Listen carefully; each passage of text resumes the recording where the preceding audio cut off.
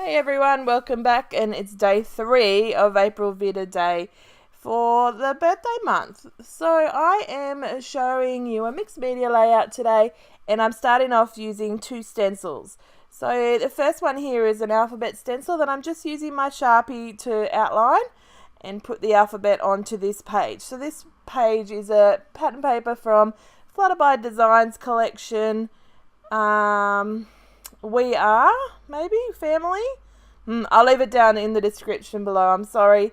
But it just looks like like you've ripped a page out of a notebook, but it is a 12 by 12 size. So I'm just going through, I am writing the alphabet in order just because I don't have to think too much, but it is staggered around the page. I didn't want it all just in one area. Now, the photos I'm going to scrap today there's 2 photos of my son at an open day for high school, and just documenting those kind of schoolish photos with these letters and numbers in the background. So I'm now going to move to the number stencil, and no, I'm not even going to guess where that's from. Maybe Tim Holtz. Anyway, so I've got my modelling paste, and I've got just some black paint, this Dina Wakley paint, just because that's what I've got on hand. And I'm just going to randomly put it through. So whenever I use a stencil, I don't ever use the whole stencil as a block. I do it random, like you can see here. Actually, it's really cool, the black on the white. You can see exactly where I'm putting the modelling paste. So I'm just thinking about putting it through here and having it as a feature through the middle of the page. But really, mixed media is one of those things that I find you just put it on the page and then you work the rest of the page so that you can just see pops of the mixed media. You don't want to see all the mixed media. Well, that's not entirely true. Sometimes I'm sure you do. But other times, a lot of the times, you just want to see a pop of it come through. But of course, when you're mixing modelling paste, you always mix too much, or at least I do. So I'm just putting it here in one of my journals. This is a Jane Davenport journal, and I love it because of the white pages, but also the pages are so thick and handle mixed media so well. It's the best art journal I've ever had. So just putting it all over the paper, and just making sure I get it all. You really don't need very much modelling paste, especially with a stencil that has this small design. It just doesn't take much at all. So, and I go to clean up my stencil, and I actually have a really cool idea. I tried this and it works so well. So I've laid a baby wipe underneath it, and then I'm just using a baby wipe on top. This is just easy because I don't have to leave my art room which is actually my bedroom. I don't have to leave it to go to the sink to wash it. So anyway, I'm just rubbing off the colour from the top of this stencil, and I wondered if it would leave a really cool design on the back. And let's see, when I lift it up, what actually happens. I'm being a little pedantic. It's so funny. I don't even clean. Look. It's so cool. So I keep that, and I do use it on a few layouts, like the DIY embellishments from day 1. So if you haven't watched that, go back and see. So here are my photos. I was going to say before, I don't clean my stamps, but I really clean my stencils. I think the stencils are really important, especially modelling paste, because it dries really thick and you can't get it off. And then it ruins the integrity of the shape of the stencil. But, yeah, anyway. So more of this Flutterby collection, actually all of the collection that I own. I'm just going through all these cards, and I'm just pulling out some colours that I think will be nice. So I'm going to do some crazy layering and put all the things there behind the photo and have some good layers, and then I'm going to embellish on top and add a title. All I had was that stencil, and that I was going to use this collection. 1, because it was on my desk, and 2, because I love it, and also 3, because it had that exercise paper or notebook kind of page that I wanted to use as the background. So I'm just going to leave this layering part in, but I do have it sped up a bit, just so that you can see how it all comes together. Now, as I often say, if you've watched any of my other videos, I layer really ad hocly and just go with the random and the crazy. So just First photo I've laid with a white background and the second one with a blue. And then look, so I just rip some pages and I really just have fun with the layering. I think like it looks really nice when you're really meticulous about it too, but I find I don't have to think too much and stress about everything being straight and symmetry and all those kind of things that can sometimes make it hard. The good thing about mixed media is you often can get that grunge kind of random look without it looking out of place. So if you're worried about not being able to let go, then maybe this might be the thing for you to do. Anyway, get off my soapbox, I don't know nothing. Anyway, so I realised that I actually need the ripped layers and the bulk of the layers to go on the left of one of this photo here, so I ripped it and I pulled it back and then repositioned the glue and put it back on as the layer in the right spot. So you can see here the fun about holding your photo in your hand and just going around with your layers is you can see how it looks when you're having a play. So you can see here that I'm like, oh, that would look nice, and then I put it against and I'm like, oh no, that's not the right thing, and then I see something else on my desk. It's really nice to just have a couple of choices for layering and just see what works when you're putting it together. So I'm just trying to work out exactly the position of my photos and of course try every which way and end up like that.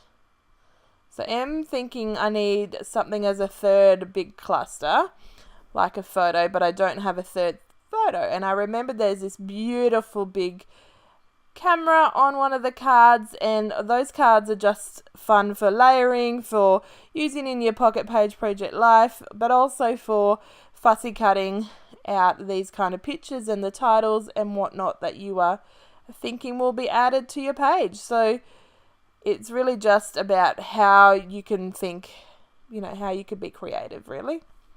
So you can see there, it just makes that page. Then, there was such that big space and it would have had to be in a huge title to fill in that space. It needed something to balance the size of the 12 by 12 off. And I'm just pulling out some of the same of the colours that I've got sitting in the cards right next to me. And I'm just using them to layer. So you can see I've just glued them all down. I'm going to snip that one down because once they are glued, doesn't mean you can't cut them down to size a little bit more if you change your mind. And I'm just committing to those positionings.